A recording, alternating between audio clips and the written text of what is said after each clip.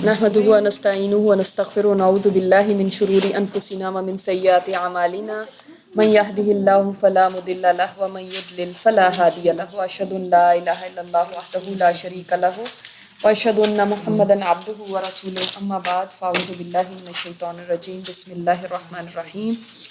ابو فقیہ جن کا نام افلح تھا اور جو قبیلہ ازد کے رہنے والے تھے اور وہ قبیلہ بنو عبد الدار کے غلام تھے۔ اب دیکھیں یہ بھی غلام ہیں۔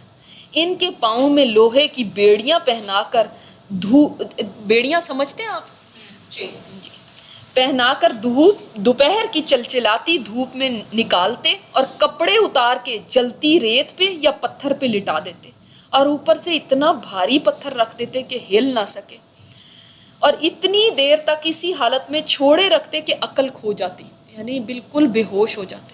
ایسا ٹارچر ہم دیکھ بھی نہیں سکتے جو ان لوگوں کے ساتھ ہوا۔ اور کس لیے ہوا؟ صرف ایک اللہ کی خاطر، اس کا نام لینے پہ۔ انہیں مسلسل اسی طرح اذیتیں دی جاتی رہیں یہاں تک کہ دوسری ہجرت حبشہ میں وہ بھی ہجرت کر گئے۔ ایک بار اسی طرح ان کا بازو رسی سے باندھ کے گھسیٹتے ہوئے لے جایا گیا اور جلتی زمین پہ ڈال کے اس طرح ان کا گلا گھونٹ دیا گیا کہ لگتا تھا مر گئے۔ اسی دوران ابو بکر صدیق رضی اللہ تعالیٰ عنہ وہاں سے گزرے تو انہیں بھی خرید کر اللہ کے لیے آزاد کر دیا۔ اللہ اکبر۔ ابو بکر صدیق عشرہ مبشرہ میں جو ہیں ایسے ہی نہیں ہیں، کتنے لوگوں کو انہوں نے آزادی دلائی تھی۔ پھر مشہور صحابی خباب بن ارت زمانہ جاہلیت میں قید ہو کر آئے تھے۔ اصل میں خباب بن ارت یہ بھی غلام تھے مگر یہ عرب غلام تھے۔ اب پتہ ہے قریش میں سے تو کوئی غلام نہیں تھا، مگر جیسے عراقی ہو گئے، یمنی ہو گئے، جو عرب غلام ہوتے تھے نا ان کے ساتھ نسبتاً بہتر سلوک کیا جاتا تھا، نسبتاً باقی سے کمپیریٹیولی۔ مگر ان کے ساتھ بھی کیا ہوا، قید ہو کے آئے۔ انہیں بنو خزاعہ کی ایک عورت ام انمار بنت سبا نے خرید لیا تھا۔ کیا نام تھا ان کی مالکن کا؟ ام انمار۔ یہ لوہار تھے، یعنی لوہے کا کام کرتے تھے، تلواریں بنایا کرتے تھے۔ جب مسلمان ہوئے تو ان کی مالکن لوہے کا جلتا ہوا ٹکڑا لے کر آتی اور پیٹھ پہ ڈال دیتی تاکہ محمد صلی اللہ علیہ وسلم کے ساتھ کفر کریں، مگر اس سے ان کا ایمان کچھ اور ہی بڑھ جاتا۔ انہیں مشرکین بھی سزائیں دیتے، کبھی گردن مروڑتے، کبھی بال نوچتے، کئی بار تو جلتے ہوئے کولوں پر ڈال دیا جنہیں ان کی پیٹھ کی چربی ہی نے بجھایا۔ یعنی یہ حال ہوتا تھا کہ ام انمار کے پاس یہ تلواریں بناتے تھے، اور تلواروں کے لیے جو لوہا یوز ہوتا ہے آپ کو پتہ ہے کہ اس کو پہلے بالکل گرم کیا جاتا ہے، آگ کے اندر ڈال کے بالکل اس کو پگھلایا جاتا ہے، پھر اس سے چیزیں بنائی جاتی ہیں۔ تو یہ اس لوہے کو یہ عورت اٹھاتی تھی اور وہ آگ کی طرح ہوتا تھا، سوچے وہ لوہا، اور اس انگارے کو لے کر ان کی کمر کو جلاتی تھی اس سے۔ اللہ اکبر، استغفر اللہ۔ ایک دفعہ حضرت عمر کے دور میں جب حضرت عمر خلیفہ تھے تو حضرت عمر نے ان سے پوچھا تھا کہ آپ کو اس زمانے کی کوئی بات بتائیں، کس طرح آپ کے اوپر اس طرح تشدد کیا جاتا تھا؟ تو انہوں نے کہا اپنی کمر کے اوپر سے کپڑا اٹھا کے کہ آپ یہ دیکھ لیں، اور ان کی کمر کیسی تھی کہ اس کے اندر گڑھے بنے ہوئے تھے۔ اور یہ کیا تھا؟ انہوں نے بتایا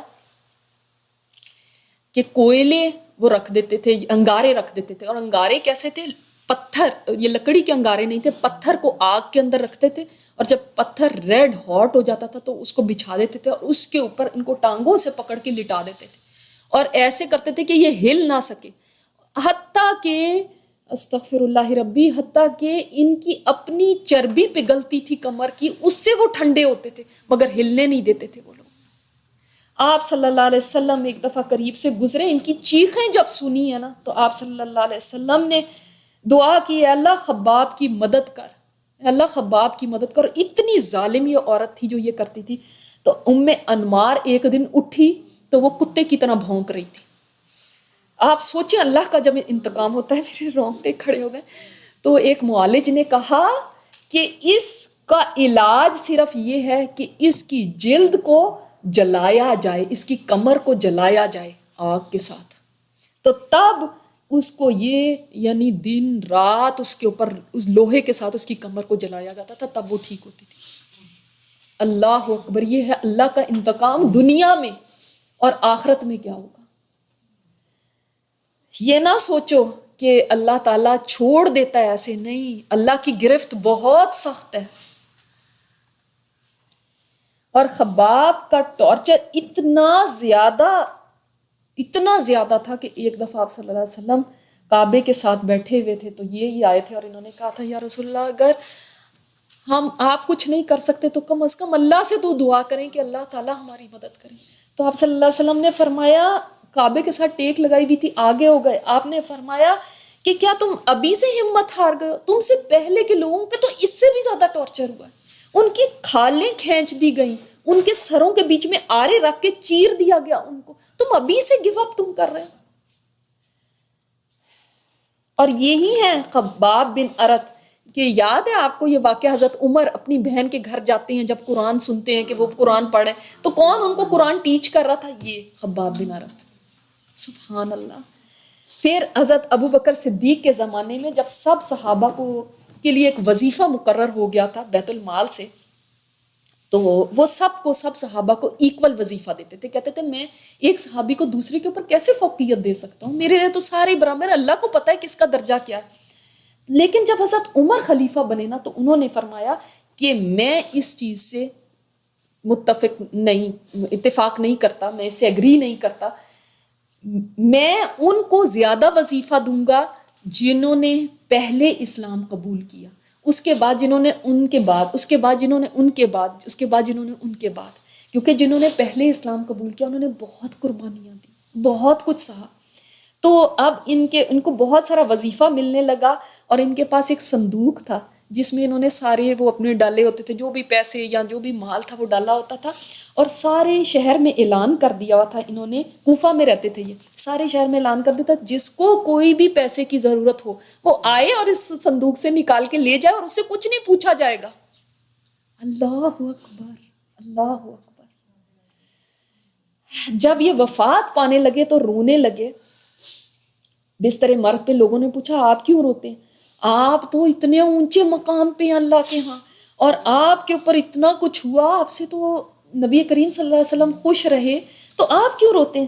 کہتے ہیں کہ میں موت کی وجہ سے نہیں رو رہا، بلکہ میں اس وجہ سے روتا ہوں کہ میرے پاس جو کچھ ہے، تو جو میرے سے پہلے گزر گئے، یہ گھر، یہ مال، یہ سب کچھ، یہ ان کے پاس نہیں تھا، میرے پاس یہ سب کچھ ہے، اور وہ بھی میرے ساتھ اسی طرح تشدد سہتے رہے، لیکن ان کو دنیا انہوں نے دیکھی ہی نہیں، یہ سب کچھ ان کے پاس تھا ہی نہیں، میں ان کے بعد رہ گیا ہوں، اب تک وہ دنیا سے جا چکے ہیں یہ دنیا دیکھے بغیر، میں ان کے بعد بھی زندہ ہوں، میں نے اس دنیا کی مٹھاس چکھی ہے، اب میں ڈرتا ہوں کہ اس کی وجہ سے کہیں آخرت کا میرا حصہ کم نہ ہو جائے۔ اور کیا تھا ان کے پاس؟ ایک چھوٹا سا مکان تھا، اور اس کے اندر یہ صندوق رکھا ہوا ہے کہ آؤ لوگوں، جس نے اس میں سے لے کے جانا ہے لے جاؤ۔ اللہ اکبر۔ اور جب ان کا کفن لایا گیا تو ان کے سامنے ان کا کفن لایا جا رہا تھا، تو بڑی خوبصورت سفید چادر تھی، تو دیکھ کے رونے لگے، فرمانے لگے کہ حضرت حمزہ وہ تو مجھ سے بہتر تھے، ان کا جو کفن تھا وہ ایسا تھا کہ ان کے پیر ڈھکتے تھے تو سر ننگا ہو جاتا تھا، سر ڈھکتے تھے تو پیر ننگے ہو جاتے تھے، اور آج میں ایسی اچھی چادر میں دفنایا جا رہا ہوں۔ اللہ اکبر۔ حضرت زنیرہ، اب سن لیں عورتوں کا، ہم عورتیں ہوتے ہوئے کہتے ہیں نا ہم کیا کر سکتے ہیں، ہمارا تو بڑے بے بس ہیں، ہم تو وہی کریں گے جو ہمارے شوہر کہتے ہیں، ہم کیا کریں، ہم تو بیچاریاں۔ یہ دیکھیں حضرت زنیرہ بروزن صدیقہ ایک رومی لونڈی تھی، وہ مسلمان ہوئی تو انہیں اللہ کی راہ میں اس قدر تکلیفیں دی گئیں کہ وہ اندھی ہو گئی، اتنا ٹارچر کیا گیا کہ اندھی ہو گئی تھی، بلائنڈ۔ تو اس پہ وہ کہتے تھے آ کے کافر کہ تمہیں لات اور عزا کی مار پڑ گئی ہے، دیکھا تم نے ان کو چھوڑا تھا نا، تو یہ ان کی مار ہے تمہارے اوپر۔ انہوں نے کہا نہیں واللہ انہوں نے میرا کچھ نہیں بگاڑا، یہ تو اللہ کی طرف سے، اور اگر وہ چاہے تو اسے دور کر سکتا ہے۔ کہتے ہیں یہ رات کو نا روتی تھیں اور اللہ سے دعائیں کرتی تھیں، اللہ یہ مجھے اندھا رہنا قبول ہے لیکن مجھے ان کا تانا نہیں میرے سے سنا جاتا کہ یہ لات اور عزا کی مار تیرے اوپر پڑی ہے، اللہ میری آنکھوں کو اس لیے صحیح کر دے کہ ان کا یہ تانا نہ مجھے سننا پڑے۔ تو دوسرے دن صبح ہی تو واقعی اللہ نے ان کی بصارت بحال کر دی تھی۔ اللہ اکبر، یعنی آنکھیں ٹھیک ہو گئی تھی۔ اس پر مشرکین کہنے لگے یہ تو محمد کا ایک جادو ہے صلی اللہ علیہ وسلم، دیکھو یہ اللہ نے یہ معجزہ دکھایا۔ زنیرہ، زنیرہ بھی کئی لوگ کہتے ہیں لیکن زنیرہ۔ ام عبیس بنو زہرہ کی ایک لونڈی تھی، ان کا مالک اسود بن عبد یغوث انہیں ستایا کرتا تھا۔ یہ بھی دیکھیں کیونکہ لونڈی تھی تو جو غریب ہیں، جو معاشرے کے پسے ہوئے لوگ ہیں، ان پہ سب کا زور چلتا تھا۔ یہ رسول اللہ صلی اللہ علیہ وسلم کا بڑا کٹر دشمن تھا، یعنی بہت پکا دشمن تھا اور آپ کا مذاق اڑایا کرتا تھا۔ بنو عدی کے عمر بن مؤمل کی ایک لونڈی مسلمان ہوئی تو انہیں عمر بن خطاب ستایا کرتے تھے۔ وہ ابھی مسلمان نہیں ہوئے تھے، چنانچہ انہیں اتنا مارتے کہ تھک جاتے، پھر چھوڑ کے کہتے میں نے کسی مروت کی وجہ سے نہیں چھوڑا بلکہ مارتے مارتے اکتا گیا ہوں اس لیے چھوڑ دیا۔ یعنی یہ نہ سمجھنا کہ میں نے کوئی تم پہ رحم کھا کے تمہیں چھوڑا ہے، میں خود تھک گیا ہوں اس لیے چھوڑا ہے، ورنہ میں نے چھوڑنا نہیں تھا۔ اور سوچیں حضرت عمر کتنے طاقتور تھے۔ وہ کہتی تیرا رب بھی تیرے ساتھ ایسا ہی کرے گا۔ اور جو لونڈیاں مسلمان ہوئے اور انہیں ستایا گیا، ان میں نہدیہ اور ان کی صاحبزادی، ان کی بیٹی کا ذکر کیا جاتا ہے۔ یہ دونوں بنو عبد الدار کی ایک عورت کی لونڈیاں تھیں۔ آج مجھے بتائیں کہیں پہ ایسا ٹارچر کیا جاتا ہے؟ کہیں نہیں۔ پھر بھی مسلمان چھوٹی چھوٹی باتوں سے اتنے زیادہ ڈر جاتے ہیں، اتنے پریشان ہو جاتے ہیں کہ اپنے دین کو چھوڑنے کو تیار ہو جاتے ہیں۔ یہ ہمارے لیے مثالیں ہیں کہ دیکھو دین کی خاطر اس حد تک بھی جانا پڑے تو پیچھے نہ ہٹنا، پیچھے نہ ہٹنا۔ اور ہم چھوٹی چھوٹی بات کے اوپر نیوز میں کچھ سن لیتے ہیں تو پیچھے ہٹ جاتے ہیں، کسی نے کچھ کہہ دیا، دو چار باتیں کہہ دی تب پیچھے ہٹ گئے، ڈر گئے تو تب پیچھے ہٹ گئے۔ نہیں، ایمان کو نہیں چھوڑنا۔ ابو بکر صدیق نے حضرت بلال، عامر بن فہیرہ، ابو فقیہ رضی اللہ تعالیٰ عنہم کی طرح ان سب لونڈیوں کو بھی خرید کر آزاد کر دیا۔ اس پر ان کے والد ابو قحافہ تو بہت بعد میں اسلام لائے تھے، اللہ نے ان کو نصیب کر دیا تھا لیکن بہت بعد میں اسلام لائے تھے۔ حضرت ابو بکر کے والد جو ہیں انہوں نے بطور عتاب کہا، یعنی سختی کے ساتھ کہا انہوں نے کہ میں دیکھتا ہوں کہ تم کمزور گردنیں آزاد کر رہے ہو، اگر طاقتور مردوں کو آزاد کرتے تو وہ تمہارا کچھ بچاؤ ہی کر سکتے تھے، چلو اور کچھ نہیں، تم طاقتور لوگوں کو اگر آزاد کرتے تو کل تمہارے ساتھ سپورٹ کرتے تمہیں، یہ کیا تمہیں بالکل ہی جو لونڈیاں ہیں یا کمزور ہیں ان کو آزاد کرے، اس سے تمہیں کیا ملے گا؟ یعنی دیکھیں عمل ایک ہے لیکن ابو بکر صدیق کی نیت دیکھیں۔ ابو بکر صدیق نے فرمایا میں تو اللہ کی رضا چاہتا ہوں، سبحان اللہ، کہ میں نے کوئی سپورٹ کے لیے ان کو اپنے ساتھ ملانے کے لیے، طاقت بڑھانے کے لیے، اس کے لیے تھوڑی ان کو آزاد کیا۔ اللہ تعالیٰ نے اسی لیے ان کی تعریف میں اور ان کی دشمنوں کی مذمت میں قرآن اتارا، فرمایا فَأَنذَرْتُكُمْ نَارًا تَلَظَّىٰ لَا يَصْلَاهَا إِلَّا الْأَشْقَى الَّذِي كَذَّبَ وَتَوَلَّىٰ وَسَيُجَنَّبُهَا الْأَتْقَى الَّذِي يُؤْتِي مَالَهُ يَتَزَكَّىٰ وَمَا لِأَحَدٍ عِندَهُ مِن نِّعْمَةٍ تُجْزَىٰ إِلَّا ابْتِغَاءَ وَجْهِ رَبِّهِ الْأَعْلَىٰ وَلَسَوْفَ يَرْضَىٰ۔ فرمایا میں نے تم کو ڈرا دیا ایک بھڑکتی ہوئی آگ سے جس میں وہی بدبخت داخل ہوگا جس نے جھٹلایا اور منہ پھیرا، یعنی امیہ اور اس جیسے کام کرنے والے لوگ، اور اس سے وہ پرہیزگار بچا لیا جائے گا جو اپنا مال پاکیزگی حاصل کرنے کے لیے دیتا ہے۔ اس پر کسی کا احسان نہیں ہے کہ اس کا بدلہ دیا جا رہا ہو، بلکہ اس کا مقصد محض اپنے پروردگار کی خوشنودی حاصل کرنا ہے اور وہ یقیناً راضی ہو جائے گا۔ یعنی اس کی صرف نیت کیا ہے؟ میرا اللہ راضی ہو جائے۔ جب دیکھیں ایک عمل وہ غلاموں کو ان کو بھی چھڑا سکتے تھے جن سے ان کو سپورٹ ملتی ہوتی، یہ بھی کر سکتے تھے، لیکن ان کی نیت کیا تھی؟ میرا اللہ راضی ہو جائے۔ کام وہی ہے، غلام کو چھڑانا ہی ہے۔ ایک میں نیت یہ ہونی تھی مجھے سپورٹ ملے، میں طاقتور ہوں، دوسرے میں نیت کیا ہے؟ میرا اللہ مجھ سے راضی ہو جائے۔ نیت کے فرق سے کتنا فرق پڑ گیا۔ اللہ اکبر. اور یہ ہیں ابو بکر صدیق، اللہ ان سے بھی راضی ہو، آمین. اور انہوں نے جن غلاموں اور لونڈیوں کو آزاد کیا ان سے بھی، اور تمام صحابہ کرام سے بھی. دیکھیں جو انسان صرف اللہ کے لیے کام کرتا ہے نا، وہی پھر ڈاواں ڈول نہیں ہوتا، پھر وہی جم کے کام کر سکتا ہے. جو مصلحتوں کے لیے، فائدوں کے لیے کام کرتا ہے، وہ آج کرے گا کل چھوڑ دے گا. ان کے علاوہ حضرت عمار بن یاسر اور ان کے والدین رضی اللہ تعالیٰ عنہم کو بھی سزائیں دی گئیں. ان کا نام آپ نے سنا ہوگا.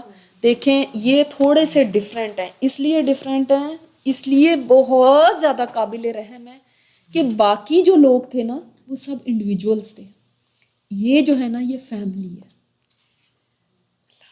ہے. اور فیملی جو ہے، ایک دوسرے کے سامنے جب فیملی کو ٹارچر دیا جائے، آپ خود سوچیں آپ کے بچے ہیں، بچے کو کوئی تکلیف آپ کے سامنے ہو جائے، ایک ٹیچر ہی اس کو تھپڑ مار دے آپ کے سامنے، تو آپ کا دل ایسے ہوتا ہے کہ پھٹ جائے گا. یا آپ کے والدین کو آپ کے سامنے کوئی بے عزت کر رہا ہو، ذلیل کر رہا ہو، اللہ معاف کرے، تو تب کتنی زیادہ تکلیف ہوتی. اور ان کے سامنے، اولاد کے سامنے، عمار ہیں اور ان کے بھائی ہیں عبداللہ، ان کے سامنے ان کے والدین کو، یاسر ہیں اور سمیہ، ان کو ٹارچر کیا جا رہا ہے. اور ٹارچر بھی کیسا. اچھا یہ لوگ بنی مخزوم کے حلیف تھے، جن کا ایک سردار ابو جہل تھا. آپ کو پتہ نا ابو جہل مخزومی تھا، بنو مخزوم سے تھا. چنانچہ اس کی سرکردگی میں قبیلہ والے ان لوگوں کو سخت دھوپ کے وقت ابتح میں لے جاتے اور اس کی گرمی میں تباتے. یعنی ابو جہل نے کہا تھا کہ اس فیملی کو تو میں ٹارچر کروں گا، اس نے اپنا ذمہ لے لیا تھا. اور وہ اور اس کے قبیلے والے جاتے. اور آپ کو پتہ ہے نا آپ صلی اللہ علیہ وسلم نے فرمایا تھا کہ میری امت کا فرعون ابو جہل ہے، یہ موسیٰ علیہ السلام کے فرعون سے بھی زیادہ سخت ہے، اتنا زیادہ یہ بے رحم آدمی تھا. ایسی حالت میں رسول اللہ صلی اللہ علیہ وسلم ان کے پاس سے گزرتے تو فرماتے صبرن یا آل یاسر صبرن، اے آل یاسر صبر کرو، صبر کرو، اے اللہ آل یاسر کو بخش دے. صبر کرنا، یہ کہنا، یہ لفظ بولنا آسان ہے، لیکن صبر کتنا مشکل کام ہے. اور آپ صلی اللہ علیہ وسلم پہ کیا گزرتی ہوگی کہ میرے ساتھیوں کو دیکھو میری وجہ سے کیسے تکلیف دے رہے. اسی طرح عذاب سہتے سہتے یاسر اس دنیا سے چل بسے. اتنا ٹارچر کیا گیا کہ وہ دنیا سے چلے گئے. اور بیٹے دیکھ رہے ہیں، ان کو بھی باندھا ہوا ہے، ان کو بھی ٹارچر کر رہے ہیں. وہ قبیلہ مزحج کی ایک شاخ انس کے سے تعلق رکھتے تھے. ان کے والد کا نام عامر اور دادا کا نام مالک تھا. حضرت عمار رضی اللہ تعالیٰ عنہ کی والدہ کا نام سمیہ بنت خیاط تھا رضی اللہ تعالیٰ عنہ. وہ ابو حذیفہ مخزومی کی لونڈی تھی. یعنی کس کی لونڈی تھی؟ ابو حذیفہ کی. ابو جہل کی نہیں تھی، لیکن ابو جہل بھی چونکہ اسی قبیلے سے تھا نا، تو وہ سمجھتا تھا کہ میں ان کو ٹارچر کروں گا. وہ بہت بوڑھی اور کمزور ہو چکی تھی. انہیں کم بخت ابو جہل نے شرمگاہ میں نیزہ مارا، جس سے وہ شہید ہو گئی. اور یہ اسلام کی سب سے پہلی شہیدہ ہے. آپ دیکھیں کہ وہ بھی اتنی آرام سے نہیں، ابو جہل نے اتنا ان کے اوپر ٹارچر کیا تھا، اور آخر حد یہ آ گئی کہ اس نے ان کے ایک پیر میں رسا باندھا اور ایک اونٹ کے ساتھ اس کو باندھ دیا، اور دوسرے پیر میں رسا باندھا اور دوسرے اونٹ کے ساتھ باندھ دیا، اور دونوں اونٹ اپوزٹ ڈائریکشن میں چلا دیے. اور یہ حال ہو گیا تھا کہ جب وہ بیچ میں سے چیر رہی تھی تو بیچ میں نیزہ مارا ان کی شرمگاہ میں کہ پھٹ گئی اور دو ٹکڑے ہو گئے. اس کو سوچ کے بھی انسان کے رونگٹے کھڑے ہو جاتے ہیں. اور اولاد دیکھ رہی ہے کہ ہماری ماں کے ساتھ ایسا ہو رہا ہے، اور والد کو دیکھ چکے ہیں کہ وہ شہید ہو چکے ہیں. قیامت کے دن یہ بھی کھڑے ہوں گے اور ہم بھی کھڑے ہوں گے. کیا اللہ تعالیٰ یہ نہیں حجت قائم کریں گے ہم پہ کہ دیکھو تم سے پہلے ایسے لوگ بھی گزرے تھے جنہوں نے اتنا کچھ برداشت کر کے لیکن اس دین کو نہیں چھوڑا، تم پہ کیا ستم ہو گئے تھے؟ کیا ایسی قیامت ہم پہ ٹوٹ جاتی ہے کہ ہم چھوٹی چھوٹی باتوں پہ، اس نے ہم سے منہ موڑ لیا، وہ ہم سے ناراض ہو گئے، ہمارے رشتہ دار، اگر ہم یہ نہیں کریں گے تو ہمارے رشتہ داروں کو ہم کیا جواب دیں گے، اس کے سامنے ہم کیا بولیں گے، وہ ہم سے روٹھ جائے گا. دیکھو ہم چھوٹی چھوٹی ناراضگیوں اور چھوٹی چھوٹی باتوں کے پیچھے، تانوں کے پیچھے اس دین کو چھوڑ دیتے ہیں، خیر بات کہہ دیتے ہیں. اور انہوں نے اپنی جانیں اس طرح دے دی. ایسے وقت میں پھر حضرت جو عمار تھے ان کے اوپر جب اتنا زیادہ تشدد کیا گیا تو انہوں نے پھر کہہ دیا تھا کہ ہاں میں تمہارے بتوں کے اوپر ایمان لاتا ہوں اور میں ان کو مانتا ہوں، کیونکہ یہ تقریباً ابھی 15 سال کے تھے۔ 15 ایئر کا سوچیں، اپنے بچوں کو تصور کریں، سوچیں 15 ایئر کا لڑکا، اور پھر روتے ہوئے آپ صلی اللہ علیہ وسلم کے پاس آ رہے ہیں اور کہہ رہے ہیں کہ میں نے اس طرح بول دیا، اب میں کیا کروں؟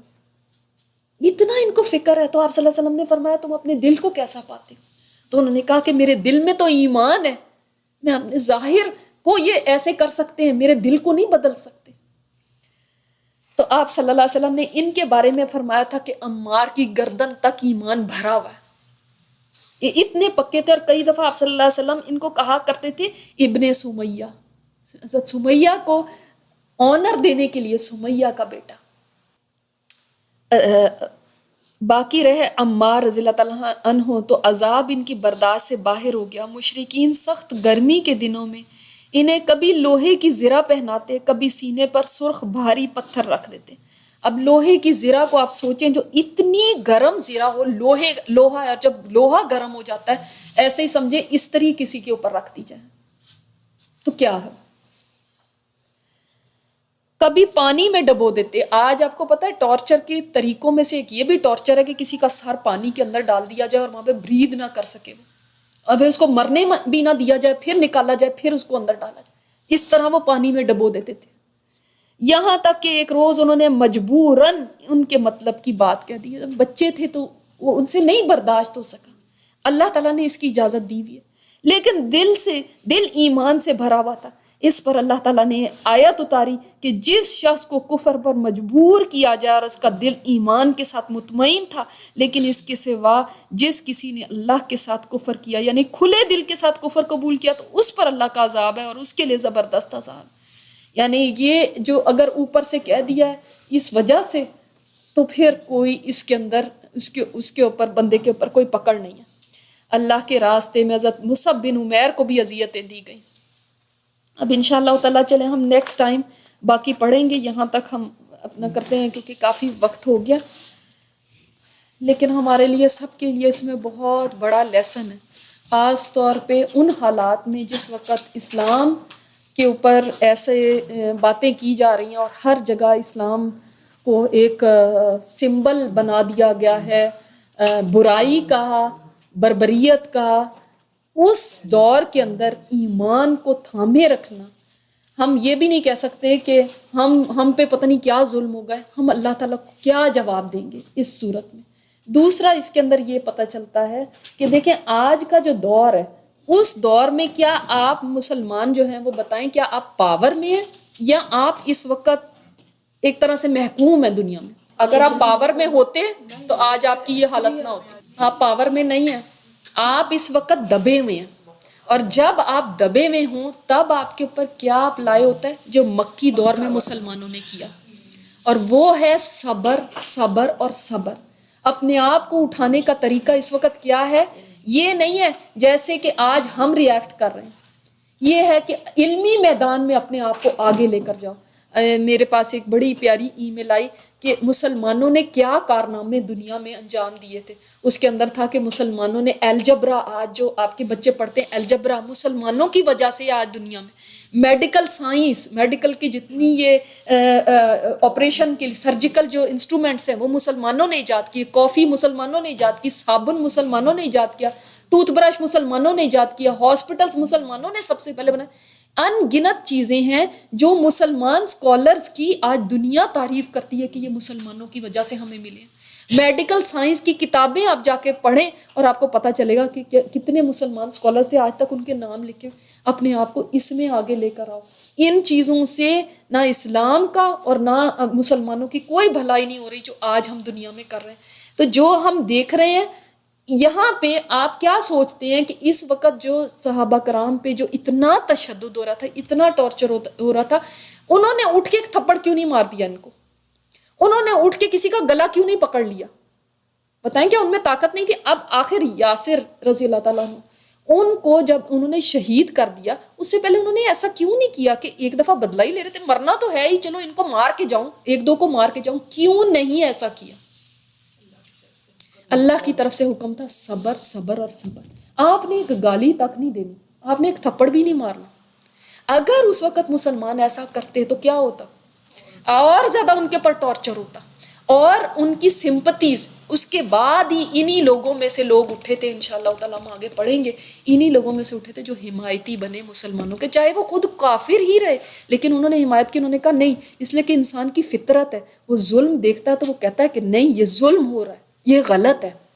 اور اگر وہ ان سے بدلہ لیتے, وہ ان کے ساتھ پھر تشدد کرتے, وہ ان کے چار مار دیتے, وہ راتوں کو گھس کے ان کے اوپر کچھ کر دیتے, پیچھے سے جا کے حملے کر کے مار دیتے, تو پھر انہوں نے کہنا تھا یہ بھی تو ایسے کرتے ہیں. سارا ان کا کاز جو تھا اس کو کتنا نقصان پہنچتا. ابھی کیا نظر آ رہا ہے پوری فلم کے اندر جو دکھائی جا رہی ہے آپ کو مکی دور کی, کہ مسلمان مظلوم ہے. مظلوم کے ساتھ انسان کی فطرت ہے, جو بھی دیکھے گا, جو سلیم الفطرت ہوگا, مظلوم کے ساتھ وہ کھڑا ہو جائے گا. لیکن جب آپ خود بھی ظالم بن جائیں گے تو پھر دوسرے کو بھی موقع مل جائے گا کچھ بولنے کا.